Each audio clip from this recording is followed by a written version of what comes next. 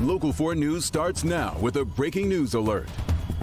Breaking news is happening in Ypsilanti, where a police chase has ended in a serious crash. Sky 4 is over the area of US 23 at Willis Road, and you can see multiple vehicles involved in this crash. We're told that one driver was being chased by police, and the driver was going the wrong way before it crashed. Right now, the southbound lanes of US 23 are closed in this Ypsilanti area. We don't know the extent of injuries, but obviously we see that there are ambulances there on the scene. We also don't know why police were after this driver, but we will continue to follow this and provide you with more updates as they come into our newsroom. Our other top story this noon is another teen becomes the victim of gun violence in Detroit. The family telling us that a 16-year-old boy was killed in a double shooting overnight. It happened on Griggs near Wyoming and 8 Mile on Detroit's west side. And Sean Lay is there. And Sean, I know you've had a chance to talk with this grieving family. And the more we talk to neighbors out here, along with investigators, we're learning that there have been at least 3 shootings right in this area in the past 24 hours. And the one you're talking about was overnight, police investigating at least 3 different scenes of this particular shooting, ending here with a 16-year-old, his body being discovered right here. Just 16 years old. As police investigate, his family's heartbroken, and of course they're searching for some answers. I want to say to all you young people, these streets don't love you. Be with your family and be at home. This heartbroken grandmother says her grandson, a 16-year-old named Sir Spiller, was shot and killed here near Griggs and Chippewa early this morning. It was just after 2:30 this morning that Detroit police were called here on a double shooting. An adult male in his late 20s was shot. He was taken to the hospital where right now police tell us he is in stable condition. The 16-year-old, his family tells us, was shot in his head. His mother and grandmother with no information to go on about what happened and why. I have not spoken to the police. That's why I'm here, just trying to see where the last place he was, where he was walking. I don't understand.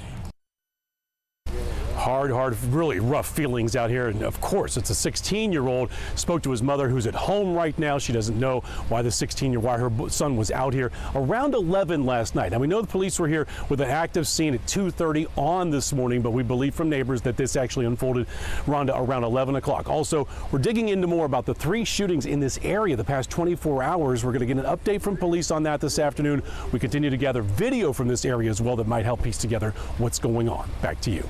So many grieving families. Sean, thank you.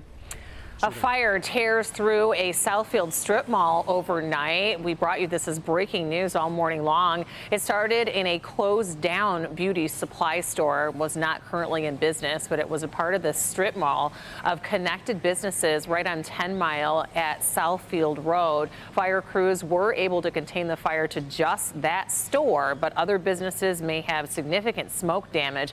No one was hurt in the fire. The cause is still under investigation. Tomorrow marks a grim anniversary in Uvalde, Texas. It has been 1 year since 19 children and 2 adults were killed in a shooting at Robb Elementary School. Jay Gray is in Uvalde with how the community is coping 1 year later.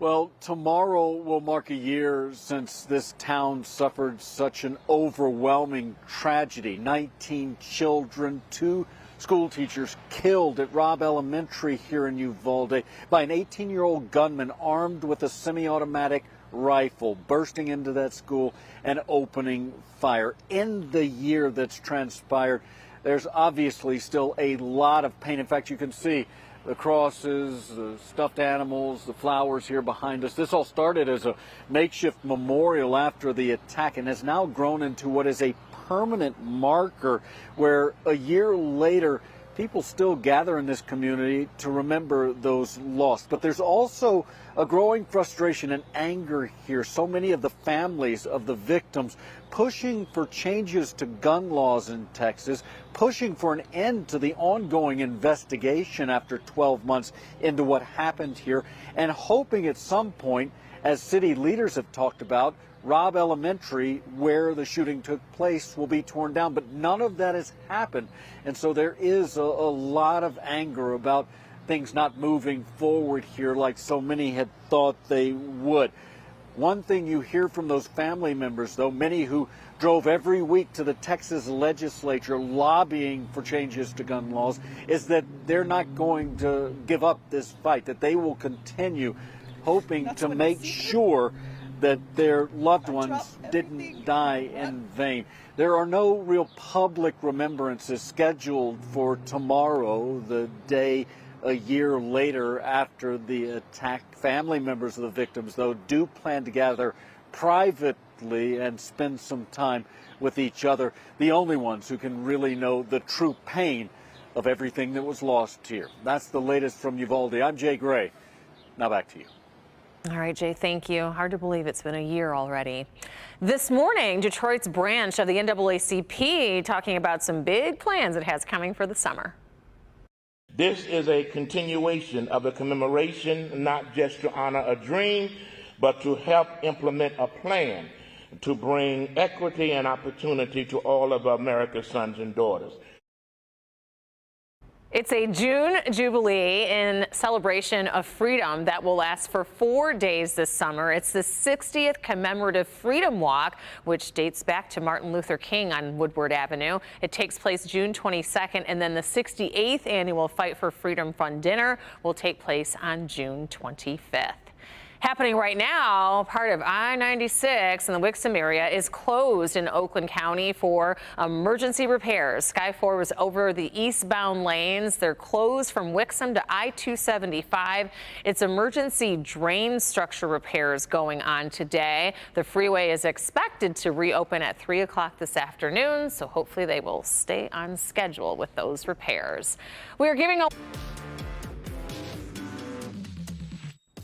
giving away pairs of tickets to the hottest show today, the hottest show in town, the hottest show across the entire country. We're talking Taylor Swift. Thousands of people signed up for our giveaway to be a WDIV insider and a chance to win the Taylor Swift tickets that we are giving away this afternoon. Our first pair of tickets, though, we gave away in Lyon Township to a great family there that our Jason Colthorpe surprised early this morning before 7 a.m.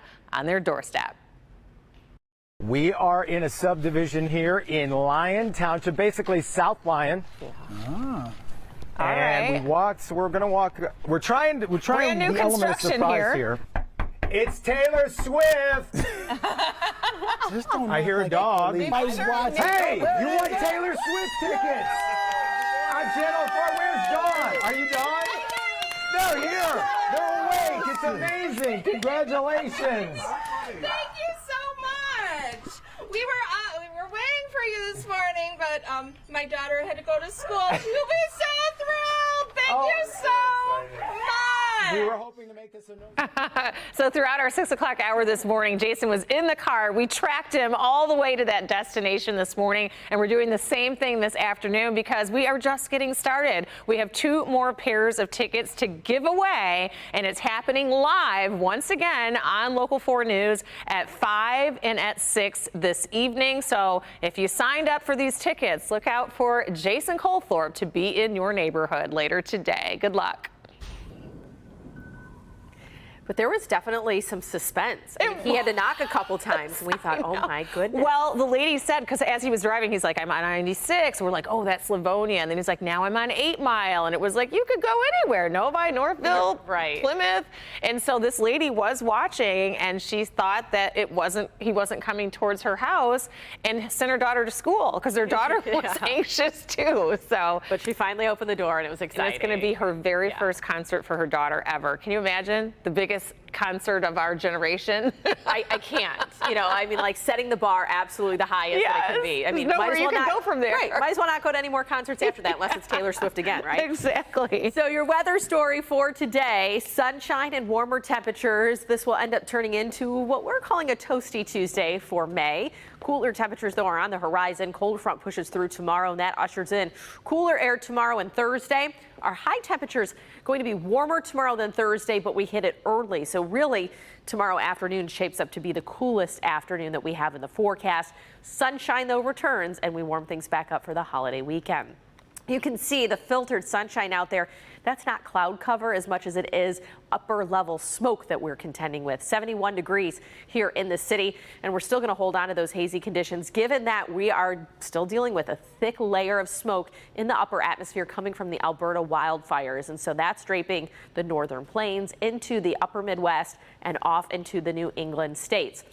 Temperatures right now mainly in the 70s, 71 at Metro Airport, 72 at City Airport, and then 60s at Mount Clemens up towards Sandusky. So the rest of the day, we are going to climb close to 80 degrees this afternoon, and we will hold on to sunshine. But a few more clouds mix in tomorrow with some tumbling temperatures. Just how cool it's going to get, we'll time it out for you coming up next.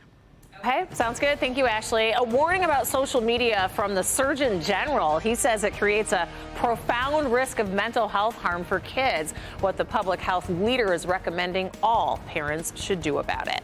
But first, a truck crashes into barriers at the White House. What was left on the scene that has investigators thinking it was no accident?